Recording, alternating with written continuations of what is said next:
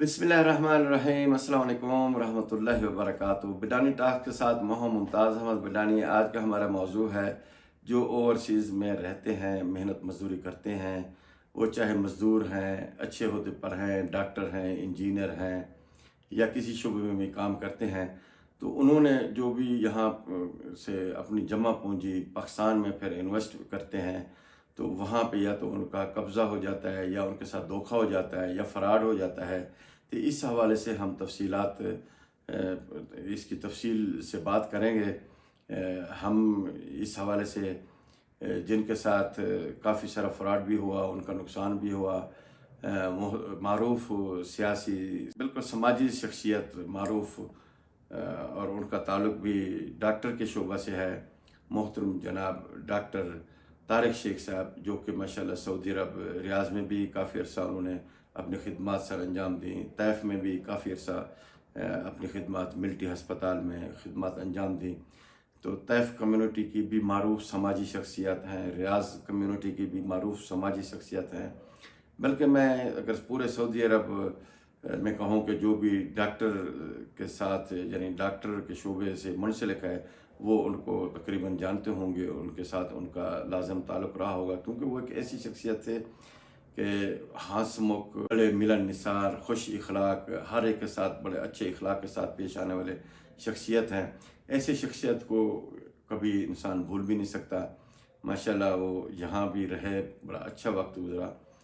तो अभी वो पाकिस्तान चले गए हैं, तो उन्होंने जो अपनी रोयदाद सुनाई है वो भी हम आपसे शेयर करेंगे, उनसे गुफ्तगू करेंगे कि उनके साथ क्या मामलात पेश आए। तो उनके लिए ये भी हम राय जानेंगे। हम जो माहिर कानून हैं मोहतरम वकील मुश्ताक अहमद बडानी ख़ान साहब हैं, उनसे भी रब्ता करेंगे कि इस पे वो अपनी क्या राय देना चाहेंगे। मुख्तसर वो हाई कोर्ट के भी वकील हैं, माशाल्लाह बड़े मारूफ शख्सियत हैं, बड़े माहिर कानून हैं।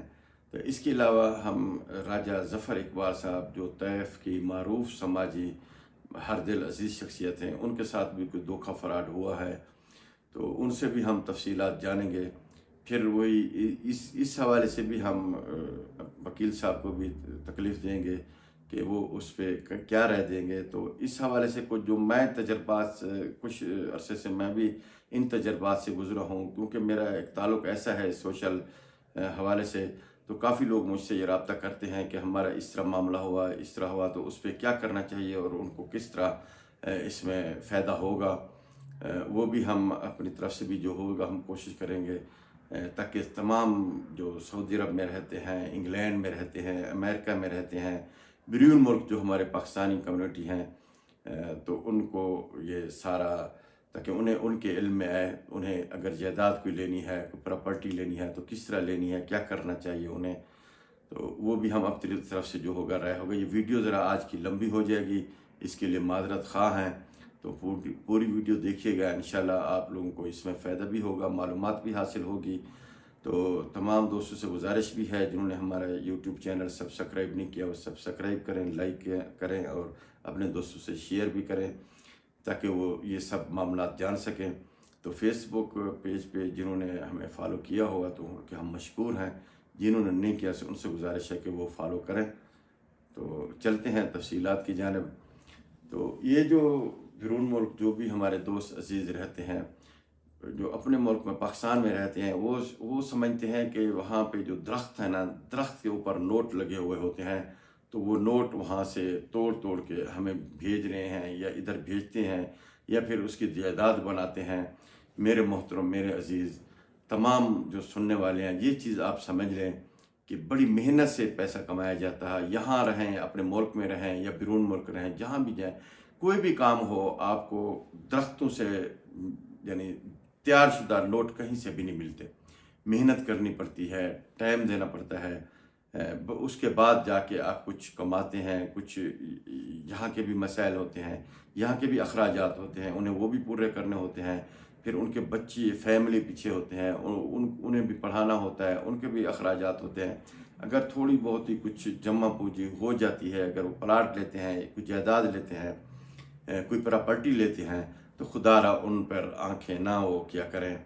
ان کی طرف نہ دیکھا کریں، کہ حسد نہ کیا کریں کہ ان کی یہ جائیداد بھی ہم ان سے چھین لیں، یا ان سے جبراً یعنی اس طرح کے فراڈ کر کے 2 نمبر طریقے سے ہم ہتھیا لیں، تو یہ بالکل غلط طریقہ ہے۔ دنیا یہ چند دن کی ہے، کتنے دن رہنا ہے۔ حق حلال کر کے کھائیں، حق حلال کر کے اپنے اولاد کو بھی دیں، تو اس میں برکت بھی ہے، اس میں جو اللہ پاک برکت بھی دیتا ہے، اور اس میں جو ہے نا کوئی وہ کباہت بھی نہیں ہے۔ محنت مزدوری سے جو کچھ کما کے بندہ وہ کرتا ہے۔ تو بہرحال میں اپنا وقت زیادہ نہیں لوں گا آپ دوستوں کا، ہم چلتے ہیں سب سے پہلے محترم معروف سماجی شخصیت ڈاکٹر طارق شیخ صاحب کی جانب ان سے پوچھتے ہیں کہ وہ اپنی رویداد سنائیں گے کہ ان پر کیا گزری، انہوں نے کیسے پراپرٹی خریدی، کیا صورتحال ہے، وہ ہمیں بتائیں گے۔ جی محترم ڈاکٹر طارق شیخ صاحب، بہت بہت شکریہ، آپ نے اپنا قیمتی وقت نکالا اور ہمیں اپنی جو رویداد ہے وہ سنا رہے ہیں انشاءاللہ۔ تو ہم بھی سننا چاہیں گے، جو ہمارے سننے والے ہیں وہ بھی جاننا چاہیں گے کہ کیا اصل حقائق ہیں، کس طرح لوگ فراڈ کرتے ہیں، کس طرح آپ کی پراپرٹی کے ساتھ، آپ کی جائیداد جو آپ نے خریدی تھی اس کے ساتھ کس طرح دھوکہ ہوا۔ تو اس بارے میں آپ ذرا تفصیلات سے ہمیں آگاہ کیجیے گا، بتائیے گا، تاکہ ہمارے سننے والے سن سکیں، جان سکیں، تاکہ وہ بھی کل کو اگر کوئی پراپرٹی یا انویسٹمنٹ کرتے ہیں، وہاں کچھ خریدتے ہیں، تو انہیں کیا کرنا چاہیے، کیا سدباب کرنا چاہیے تاکہ ان کی پراپرٹی محفوظ رہے۔ ممتاز بڈانی صاحب، بہت شکریہ کہ آپ نے آج مجھے موقع دیا کہ میں بیرون ملک مقیم پاکستانیوں سے کچھ گفتگو کر سکوں۔ میں اپنے دوستوں سے جو بیرون ملک محنت مزدوری کر رہے ہیں، برسر روزگار ہیں اور پاکستان واپس آنا چاہتے ہیں یا پاکستان میں سرمایہ کاری کرنا چاہتے ہیں، ان سے مخاطب ہوں اور ان کو یہ عرض کرنا چاہتا ہوں کہ جس وقت وہ پاکستان تشریف لائیں یا پاکستان میں کوئی انویسٹمنٹ کریں تو بہت محتاط انداز میں سوچ سمجھ کر تحقیقات کرنے کے بعد اپنی محنت کی کمائی کو پاکستان میں انویسٹمنٹ کریں۔ آج کی اس گفتگو کا مقصد یا میسج ہرگز یہ نہیں ہے کہ جو ہمارے دوست، احباب، رشتہ دار بیرون ملک برسر روزگار ہیں وہ پاکستان میں سرمایہ کاری نہ کریں، ہرگز ایسا نہیں ہے، بلکہ مقصد کہنے کا یہ ہے کہ اپنی محنت کی کمائی کو بہت احتیاط سے استعمال کریں۔ اس کی وجہ میری اپنی آپ بیتی ہے، وہ کہانی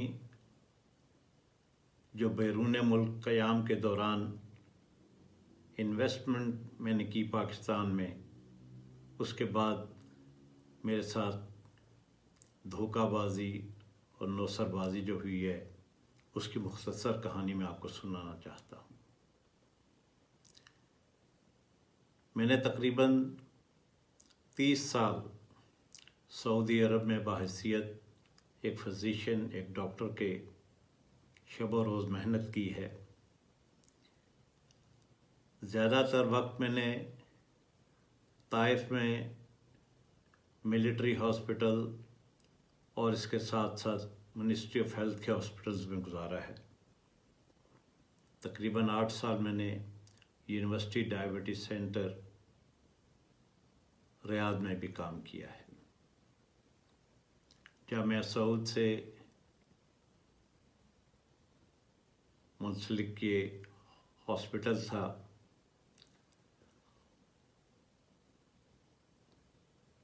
اور وہاں پر میرے تقریباً بحیثیت انڈوکرینالوجسٹ 8 سال کام کیا ہے۔ جو سرمایہ کاری میں نے پاکستان میں یہ سوچ کر کی کہ اپنے ملک میں ہی سرمایہ کاری کرنی چاہیے، انویسٹمنٹ کرنی چاہیے، اس میں مختلف ادوار میں مختلف جگہوں پر مجھ سے دھوکے بازی اور فراڈ کیا گیا۔ سب سے پہلی انویسٹمنٹ جو یہاں پہ راولپنڈی میں بحریہ ٹاؤن فیز 7 کے ایک آفس میں rest.com کے ساتھ میں نے کی، اور یہاں پہ واصف غفور نامی شخص کے ساتھ میں نے کاروباری شراکت کی۔ شروع میں کچھ عرصے تک مجھے منافع کے طور پر کچھ رقم دی گئی ہر مہینے، لیکن 6 مہینے کے بعد اس کے دیے ہوئے تمام کے تمام چیکس باؤنس ہونا شروع ہو گئے۔ معاملہ عدالت تک گیا اور کئی سال عدالت میں کیس چلتا رہا، اور آخر کار 20 فروری 2020 میں ناصر جاوید رانا صاحب کی عدالت میں یہ فیصلہ ہوا۔ رانا صاحب ایڈیشنل ڈسٹرکٹ جج ہیں ویسٹ اسلام آباد میں، اور انہوں نے یہ فیصلہ ہمارے حق میں دیا۔ اس کے باوجود کہ یہ فیصلہ تقریباً 3 سال یا اس سے بھی کچھ زیادہ عرصہ پہلے آ گیا تھا، اور وارنٹ بھی جاری کیے گئے، کئی مرتبہ وارنٹ جاری کیے گئے، لیکن مجرم کو گرفتار نہیں کیا جا رہا، اور نہ ہی شاید سنجیدہ کوشش کی جا رہی ہے۔ بارہا میں نے پولیس کے ڈپارٹمنٹ میں درخواستیں بھی دیں، ان سے گزارش بھی کی کہ اس مجرم کو گرفتار کیا جائے اور کیفے کردار تک پہنچایا جائے، مگر انفارچونیٹلی ابھی تک اس پر عمل درآمد نہیں ہو سکا۔ یہ ایک مثال تھی کسی نوسر باز کی یا دھوکے باز کی۔ اس کے بعد کچھ عرصہ پہلے میں نے ایک اور انویسٹمنٹ اسٹون ایج بلڈرز والوں کے ساتھ کی۔ ان کا آفس اسلام آباد میں ہے، اور ان کے ایک پلازا بیلے پیئر کے نام سے ڈی مرکز گلبرگ گرین میں تقریباً تکمیل کے مراحل طے کر چکا ہے۔ یہاں پہ 3rd فلور پہ ہم نے کچھ دکانیں، کچھ آفیسز بک کیے، ہمیں الاٹمنٹ لیٹرز دیے گئے، ہم نے کچھ اپنے پلاٹس اور دکانیں ان کی پلازا میں مرج کرنے کے بعد آفس نمبر AA01 AA02 اور AA06 کے الاٹمنٹ لیٹرز حاصل کیے۔ اس پروجیکٹ کے جو CEO ہیں جناب انجم ولائد صاحب اور احسن قریشی صاحب، ان سے متعارف کرانے کے لیے میرے پاس اسامہ سلطان صاحب تشریف لائے، جو ان کے آفس کے امپلائی تھے۔ جب ہم اپنے الاٹمنٹ لیٹرز لینے کے بعد ان کے آفس میں پوزیشن لینے کے لیے گئے، تو انہوں نے ایک عجب کہانی سنائی، اور وہ یہ کہ ان پارٹنرز کے درمیان کوئی آپس میں کاروباری معاملات پر علادگی ہو گئی ہے، और एक पार्टनर के हिस्से में 3rd फ्लोर और 2nd फ्लोर आया है, जबकि दूसरे पार्टनर के हिस्से में ग्राउंड फ्लोर और 1st फ्लोर आया है। जबकि हमारी ऑफिसेज 3rd फ्लोर पे हैं, हम पोजीशन लेने के लिए 3rd फ्लोर पर गए तो हमें बताया गया क्योंकि आपके अलॉटमेंट लेटर्स पर मिस्टर अंजुम वलायत के सिग्नेचर्स हैं, उन्होंने आपको अलॉटमेंट लेटर्स इशू किए हैं और कारोबारी अमूर में मसाइल पैदा होने के बाद उनके हिस्से में 1st और 2nd फ्लोर आया है, ना कि 3rd फ्लोर। बहरहाल मामलात पेचीदा हुए। बारहा मैंने उनसे गुजारिश की कि इस मामले को मुज़ाकरात से, बातचीत से हल किया जाए, और बावजूद मेरी तमाम तर कोशिशों के अब तक ये मसाइल हल होते मुझे नज़र नहीं आ रहे, जिसकी वजह से आज मैं ये मामला अवाम तक पहुंचा रहा हूं कि ऐसे धोखेबाजों से, ऐसे नौसरबाजों से, ऐसे फ्रॉडियों से होशियार रहें। और जो भी मेरे दोस्त पाकिस्तान में आना चाहते हैं, ज़रूर सरमायाकारी करें, अपने लिए, अपने बच्चों के लिए, अपनी फैमिली के लिए। लेकिन उनसे गुजारिश है कि बहुत तहकीकात करने के बाद और बहुत ही एहतियात के साथ सरमायाकारी करें। मैं ये नहीं कहता कि पाकिस्तान में जो भी यहाँ पे बिल्डर्स बैठे हैं या कारोबारी हजरात बैठे हैं वो सारे के सारे धोखाबाज और फ्रॉडिये हैं, ऐसा नहीं, हरगिज़ नहीं है। लेकिन जो लोग लैंड माफिया में हैं, जो लोग ज़मीन के कारोबार में हैं, चाहे वो बिल्डर्स हों या किसी हाउसिंग सोसाइटी के मेंबर्स हों और हाउसिंग सोसाइटी चला रहे हों, उनसे बहुत ज़्यादा होशियार रहने की ज़रूरत है। अपनी सरमायाकारी चाहे किसी भी बिज़नेस में करें, और वो पाकिस्तान के किसी भी हिस्से में हो, कराची से लेकर पेशावर तक और गिलगित से लेकर कोयटा तक, बहुत से लोग आपसे फ्रॉड करेंगे, झूठी कहानियाँ और झूठे किस्से सुनाकर आपको सब्ज़ बाग दिखाएंगे। आपको बहुत एहतियात की ज़रूरत है। तो इस सिलसिले में अपने मुल्क में सरमायाकारी करें, ज़रूर करें, क्योंकि इस मुल्क ने हमें बहुत कुछ दिया है। अब वक्त आ गया है कि हम भी इस मुल्क को कुछ लौटाएं। लेकिन अपनी शब रोज़ की मेहनत से कमाई हुई दौलत को बहुत एहतियात से इन्वेस्ट करें। बहुत बहुत शुक्रिया जी डॉक्टर साहब, बहुत शुक्रिया। आपने बड़ी तफसीलात से जो है ना हमें बताया है।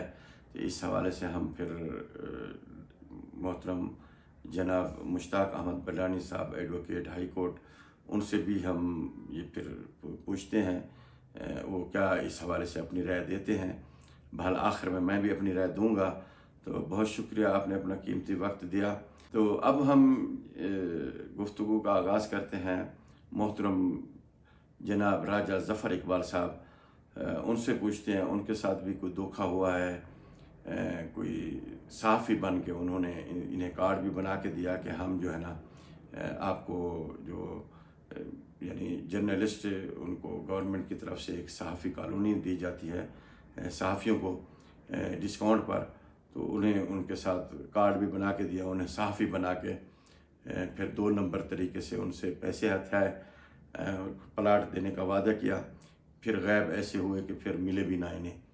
तो वो भी हम उनसे तफसीलात जानते हैं। जी जनाब राजा ज़फ़र इकबाल साहब, جی بتائیے آپ کے ساتھ کس طرح کا کیا واقعہ پیش آیا اور آپ کیا کہیں گے اس بارے میں؟ جی ظفر صاحب۔ جی محترم ممتاز بڈانی صاحب، میں آج ایک پیغام دینا چاہتا ہوں کہ اوورسیز پاکستانی جتنے یہاں پہ موجود ہیں ان کے ساتھ کچھ لوگ فراڈ کرتے ہیں، دھوکے سے پیسے لیتے ہیں، پلاٹوں پہ قبضے کرتے ہیں، پھر وہ واپس نہیں کرتے۔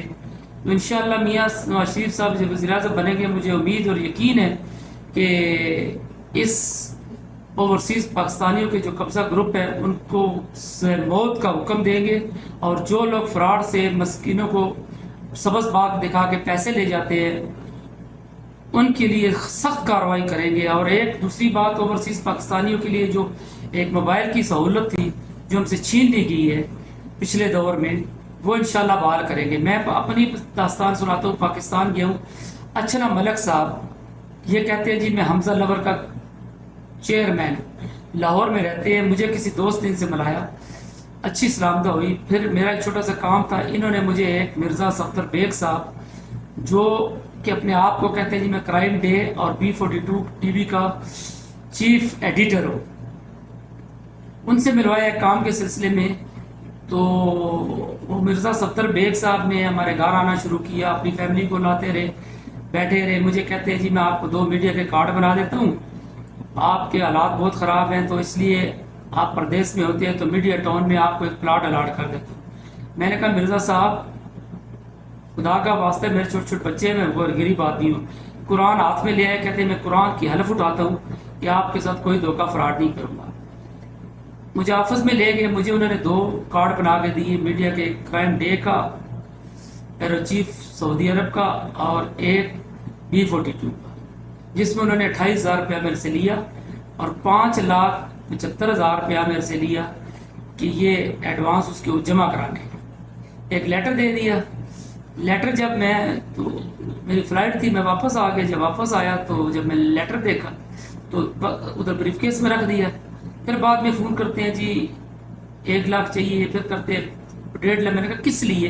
کہتے ہیں یہ پلاٹ کی قسطیں، میرے گھر جاتے رہے، میری وائف روڈ پہ کھڑی ہو کے ان کو یہ پیسے دیتی رہی۔ جب 12,70,000 روپیہ لے چکے تو پھر کہتے ہیں جی 35,000 روپیہ چاہیے۔ میری وائف نے ان کو کہا کہ آپ اپنی لوکیشن بھیجیں اور اپنے آفس میں آتی ہوں، وہاں سے آپ کو پیسے بھی دیتی ہوں تو ہمیں لیٹر دیں۔ اس کے بعد وہ غائب ہو گئے۔ میں نے جب لیٹر یہاں پہ چیک کیا تو انہوں نے لیٹر بھی مجھے 2 نمبر دیا، اس کے اوپر انہوں نے لکھا کہ یہ انہوں نے یہ کیا کہتے ہیں ممبرشپ لی ہے اور 5,28,000 روپے باقی ہے، جبکہ 5 لاکھ ایڈوانس لیا ہے پلاٹ کی قسط کے لیے۔ جب میں نے ان کے آفس میں لوکیشن ٹریس کر کے ادھر بھیجی اپنی وائف کو، تو اور اس کا کوئی B42 ٹی وی نہیں ہے، کوئی کرائم ڈے نہیں ہے، اخبار یہ پاکستان میں ہے ہی نہیں ہے، یہ ایک کمرے میں بیٹھ کے تو یہ میڈیا چیلنج چلاتا ہے، ہر روز اپنے آفس چینج کرتا ہے، ٹھیک ہے۔ پھر اس کے بعد میری اس کی واٹس ایپ پہ لڑائی ہوئی، کہتا ہے جی میں انشاءاللہ جون کے اینڈ میں پیسے دے دوں گا، ٹھیک ہے۔ جون گزر گیا، آج کتنا اکتوبر نومبر شروع ہو گیا، ٹھیک ہے۔ تو اس نے میرا واٹس ایپ بھی بلاک کر دیا اور سب کچھ بلاک کر دیا۔ مرزا صفدر بیگ ہے، اس کی میں تصویر بھی اس کے ساتھ بٹاری صاحب آپ کو شیئر کرتا ہوں۔ تو میں تمام میڈیا کے اداروں، تمام انٹیلیجنس اداروں، تمام FIA کے اداروں، تمام پولیس والوں سے ریکویسٹ کرتا ہوں، میں اوورسیز پاکستانی ہوں، میں ٹانگوں سے معذور ہوں، میرے چھوٹے چھوٹے بچے ہیں، مجھے اس بندے سے پیسے ریکور کروائے جائیں۔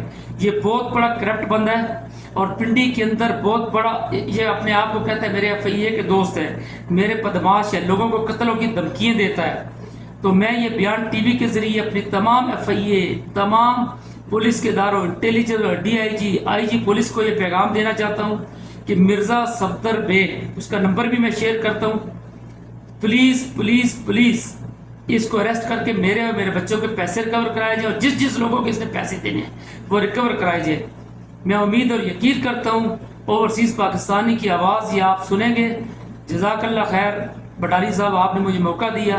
جی تو دوستو، آپ نے راجہ ظفر اقبال صاحب کی بھی روایت سنی ہے کہ ان کے ساتھ کس طرح فراڈ ہوا، کس طرح لوگ کس طریقے سے لوگوں کی رقم پیسے ہتھیانے کی کوشش کرتے ہیں۔ اللہ پاک ان سب کو ہدایت نصیب فرمائے۔ تو اب ہم جانتے ہیں ماہر قانون محترم جناب ایڈوکیٹ مشتاق احمد بڈانی صاحب ایڈوکیٹ ہائی کورٹ، ان سے پوچھتے ہیں۔ جناب مشتاق بڈانی صاحب، آپ نے یہ راجہ ظفر اقبال صاحب اور ڈاکٹر طارق شیخ صاحب کی گفتگو سنی، تو اس حوالے سے آپ ہمیں مختصر کوئی اپنی قانونی رائے دیں کہ انہیں کیا کرنا چاہیے، کس طرح آگے بڑھنا چاہیے تاکہ ان کی پراپرٹی ان کو مل سکے۔ جی محترم مشتاق بڈانی صاحب۔ شکریہ ممتاز بڈانی صاحب آپ کا کہ آپ نے مجھے اپنے پروگرام میں انوائٹ کیا اور میری لیگل رائے طلب کی۔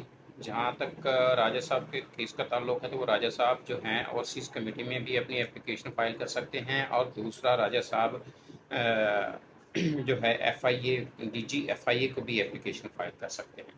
جہاں تک تعلق ہے ڈاکٹر طارق صاحب کا، تو ڈاکٹر طارق صاحب بھی ایف آئی اے میں بھی جا سکتے ہیں، اور وہ اوورسیز کمیٹی کے چیئرمین کو بھی اپلیکیشن بھیج سکتے ہیں اور ان کو وہ فائل کر سکتے ہیں۔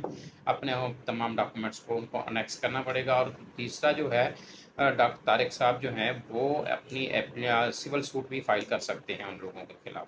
سول سوٹ کو جناب یہ راولپنڈی عدالت میں فائل کریں۔ ایڈوکیٹ ہائی کورٹ مشتاق احمد بڈانی خان صاحب تھے، جو ملتان میں اور اسلام آباد میں بھی پریکٹس کرتے ہیں، لاہور میں بھی کرتے ہیں ماشاءاللہ، اپنے آبائی علاقے علی پور میں بھی اپنی پریکٹس کرتے ہیں۔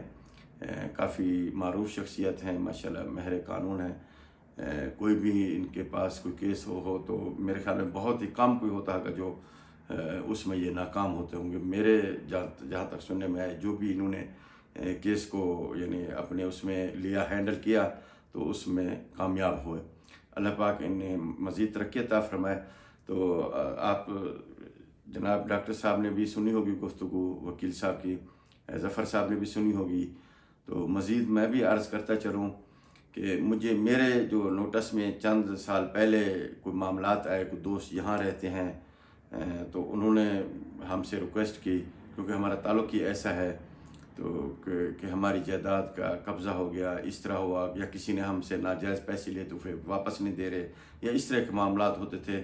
جب یہ میاں محمد نواز شریف صاحب کی حکومت تھی، وزیر اعلیٰ پنجاب شہباز شریف تھے، تو انہوں نے ایک اوورسیز کمیٹی بنائی ہوئی تھی جس کے چیئرمین افضال بھٹی صاحب تھے، مجھے اچھی طرح سے یاد ہے۔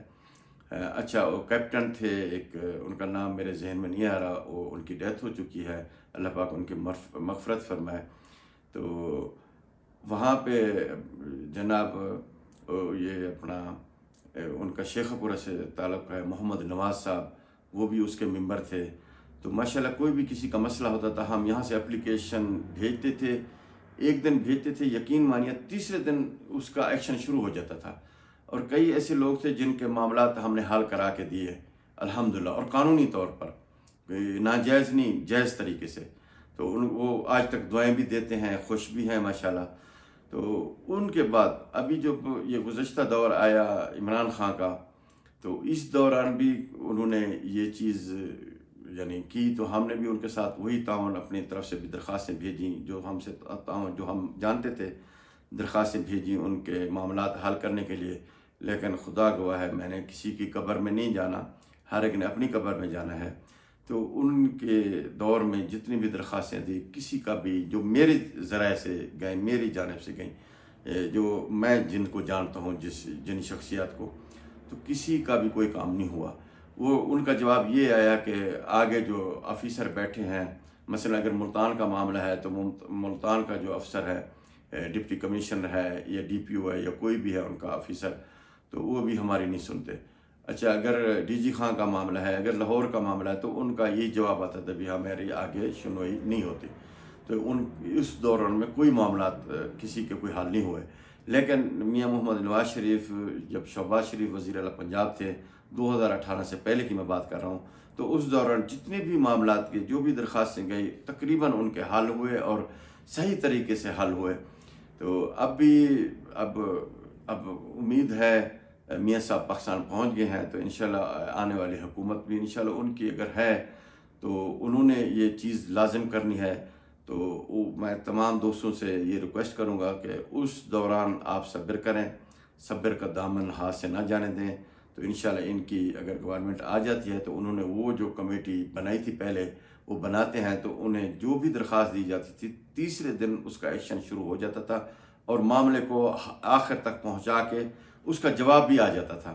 तो इंशाल्लाह मामलात ये सारे हल होंगे। जिनकी जायदादें पे नाजायज़ कब्ज़ा किया हुआ है उनके कब्ज़े भी उन्हें वापस मिलेंगे। जिनके पैसे किसी ने लेन देन का मामला है वो भी इंशाल्लाह हल होंगे। मुझे उम्मीद है अल्लाह पाक हर एक की हिफाजत फरमाए। फ़िलहाल दीजिए अपने मेज़बान मुमताज़ अहमद बडानी को इजाज़त। इंशाल्लाह मिलते हैं अगली वीडियो में। तमाम दोस्तों से गुजारिश है कि ये वीडियो तमाम अपने अजीज़ों से शेयर भी लाजिम करें, सब्सक्राइब करें, लाइक करें। जो फेसबुक पे हमारे जो देखने वाले हैं उनसे गुजारिश है कि हमारे पेज को फॉलो करें। फ़िलहाल दीजिए इजाज़त। अल्लाह हाफ़िज़।